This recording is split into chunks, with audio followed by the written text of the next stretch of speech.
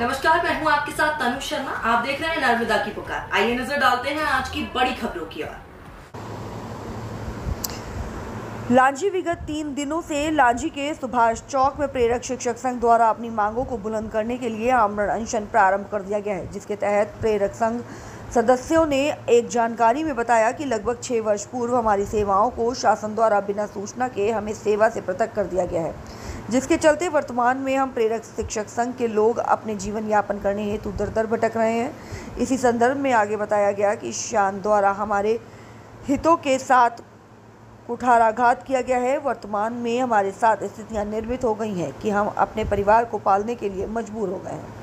हमारी आर्थिक व्यवस्था पूर्णतः लड़खड़ा गई है। हमारे प्रेरक शिक्षक संघ में अधिकांश शिक्षक भूमिहीन हैं, जो किसी कार्य में निर्भर होकर अपना जीवन यापन कर रहे थे, लेकिन हमें हटाकर शासन ने हमारे साथ घोर अन्याय किया है। जानकारी में और बताया गया कि वर्तमान में बढ़ती महंगाई के चलते हमारा जीना दुर्भर हो गया है। स्थिति आज ये है कि हमारे संघ के अधिकांश लोग 50 की उम्र पार कर चुके हैं, जिसके चलते हमें दूसरा शासकीय सेवा करने का अवसर प्राप्त नहीं हो सकता। आखिरकार हम जाएं तो कहां जाएं? इन सब सारी बातों का हवाला देते हुए अपनी व्यथा सुनाई गई। बहरहाल उक्त संघ के द्वारा धरना प्रदर्शन जारी है। समय ही तय करेगा कि उनके साथ शासन का क्या निर्णय होता है। लांजी के लीलेश्वर बबलू खनोरकर की है खास रिपोर्ट।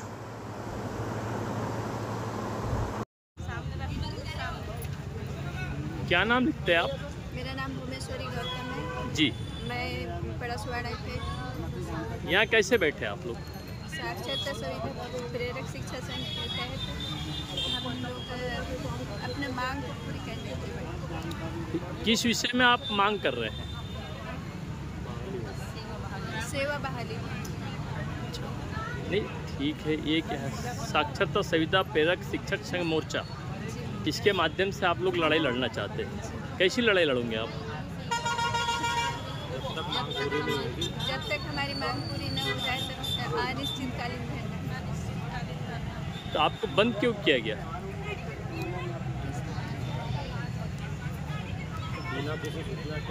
बिना किसी सूचना दिए ही हम लोगों को सेवा समाप्ति कर दी मार्च 2018 में।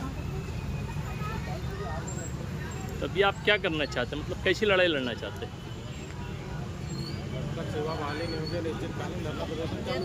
जब तक सेवा बहाली न हो तब तक अनिश्चितकालीन धरना प्रदर्शन चालू रहेगा। तो आप अपनी मांगों को लेकर के किस स्तर तक, किस अधिकारी, किस गणमान्य नेता तक पहुँचे? हम माननीय मुख्यमंत्री से अपनी बात कहना चाहते हैं कि वो हम सेवा बहाली करते हैं। सामने आ जाओ, यहाँ गणेश की मूर्ति लगी, यहाँ पर सामने।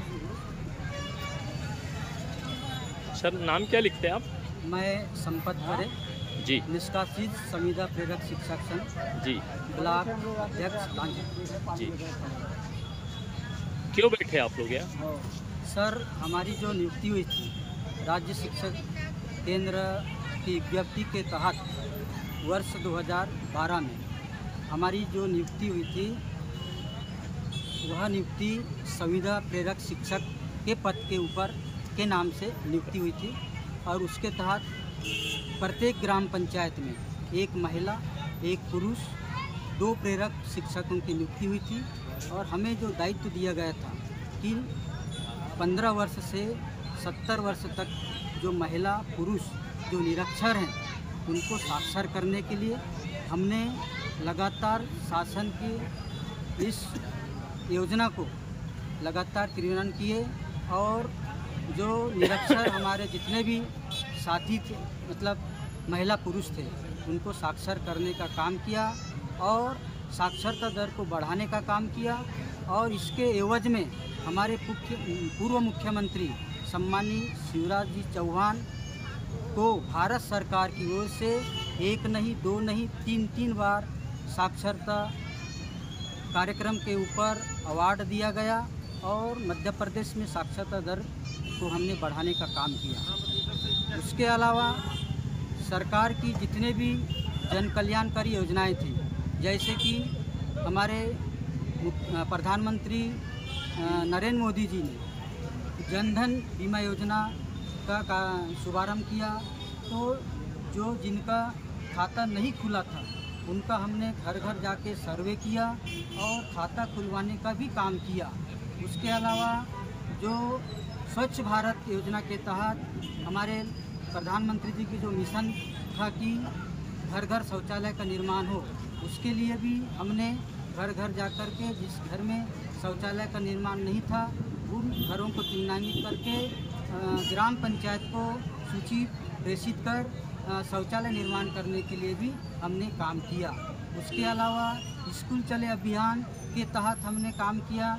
जो बच्चे 5 वर्ष से के बच्चे थे उन स्कूल नहीं जा रहे थे, ऐसे बच्चों को हम स्कूल पहुंचाने का काम किया। ऐसे अनेकों जैसे BLO का काम, मतदाता सूची में नाम जुड़वाने का भी काम हमारे द्वारा किया गया। ऐसे अनेकों जन कल्याणकारी योजनाओं का हमने लगातार अपने पद पर रहते हुए निर्वहन किया और शासन के मंशानुसार काम किया, किंतु सरकार की तरफ से उसके एवज में हमें बिना सूचना दिए 31 मार्च 2018 को निष्कासित कर दिया गया, बर्खास्त कर दिया गया। तब से लगातार हमारा जो ये मोर्चा है प्रेरक संघ, ये लगातार संघर्ष करते आ रही है, आंदोलन करते आ रही है और शासन को लगातार ज्ञापन देते आ रही है। हमने लगभग 11,000 के आसपास शासन को अभी तक ज्ञापन प्रेषित कर चुके हैं। सभी मंत्रालयों में प्रमुख सचिव से लेके मुख्यमंत्री, प्रधानमंत्री तक अपने ज्ञापन को प्रेषित कर चुके हैं, किंतु सरकार की ओर से अभी तक हमारे इस मांग को सुना नहीं जा रहा है और हम लोग लगातार बेरोजगार हैं। हमारे जो परिवार हैं ये बेरोजगार के मार को झेलते हुए परेशान हैं, हताश है और आज हम रोड पर उतर चुके हैं और अपनी हड़ताल को लेकर आज बैठे हैं। भी आप लोग क्या करना चाहते हैं? सर, हमारी तो मुख्य मांग ये है कि हमारी जो उम्र दराज है, अब नौकरी के लिए हम अप्लाई करेंगे भी तो हमारी जो उम्र है, हमारे साथियों की जो उम्र है लगभग किसी की 40, 42, 45 और शासन की जो नियुक्ति आयु मापदंड है वो लगभग 40 वर्ष है। तो हम लोग 40 पार कर चुके हैं। तो हम शासन से ही गुहार लगाते हैं कि हमारी नियुक्ति संविदा नियुक्ति है और संविदा नियुक्ति में 3 साल यदि जो भी कार्य करता है, सेवा देता है, तो उसको आगे उसका प्रमोशन या उसकी सेवा को आगे जारी रखा जाता है। किंतु हम 6 साल करके भी हमको पद से मुक्त किया है, तो हमारी पुनः सेवा बहाली करें और शासन की कोई भी मंत्रालय में या विभाग में, चाहे स्कूल में हो चाहे कोई भी विभाग में हो, हमें मतलब संविलियन किया जाए। ये हमारी मुख्य मांग है। अभी जैसे आप लोग भैया मंच में आप बस स्टैंड में बैठे हो तो किस उद्देश्य से बैठे? मतलब जैसे आपकी मांग वगैरह पूरी नहीं होती, जैसे आज आपका कौन सा दिन है? आज तीसरा दिन है। तीसरा दिन है नहीं, 5 तारीख से आप लोगों ने शिक्षक दिवस के उपलक्ष्य से, शिक्षक दिवस के उपलक्ष्य से आपने ये आंदोलन चालू किए। तो अभी तक कोई अधिकारी, कोई जननेता, कोई गणमान्य नागरिक क्या आपसे मिलने आए?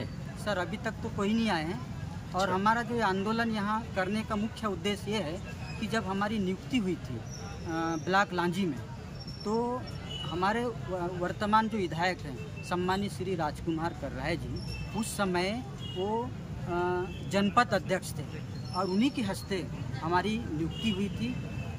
तो हम चाहते हैं कि आज वर्तमान में हमारे लाडले विधायक मध्य प्रदेश शासन के विधायक हैं और सदस्य भी हैं, सरकार से जुड़े हैं, तो हमारी मांग को हमारे माननीय मुख्यमंत्री सम्मानीय डॉक्टर मोहन यादव तक हमारी बात को पहुंचाए और हमारी प्रतिनिधि मंडल को माननीय मुख्यमंत्री से मिलवा करके चर्चा करवाए। ये हम माननीय विधायक से अनुरोध करते हैं। आप जैसे आज तीसरा दिन आपका है यहाँ बैठने का, तो आपने तीसरे दिन से किस किस को इस जानकारी दी?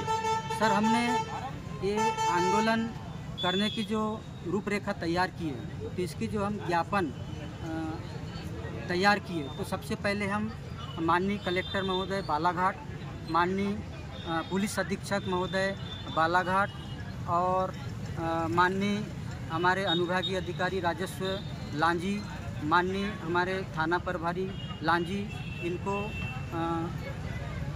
विज्ञप्ति दिए हैं, अपने ज्ञापन दिए हैं।